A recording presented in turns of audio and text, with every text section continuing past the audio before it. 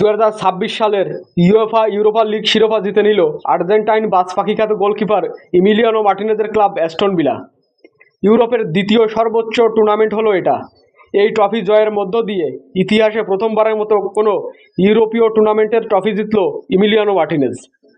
এই ট্রফি জয়ের মধ্য দিয়ে একটি রেকর্ডও গড়েছেন ইমিলিয়ানো মার্টিনেজ। আজকের ভিডিওতে থাকছে মার্টিনেজের রেকর্ড সহ সকল তথ্য। দীর্ঘ 44 বছর পর ইউরোপা লিগের শিরোপা জিতেছে অ্যাস্টন ভিলা। দীর্ঘ অপেক্ষার পর ইমিলিয়ানো মার্টিনেজের হাত ধরে জার্মান ক্লাব ফ্রেইবুর্গকে 3-0 গোলে হারিয়ে নিজেদের ইতিহাসে প্রথমবারের মতো ইউরোপা লিগ শিরোপা জিতল অ্যাস্টন ভিলা। এই জয়ের মধ্য দিয়ে একটি অনন্য রেকর্ড ধরে রাখলেন ইমিলিয়ানো মার্টিনেজ।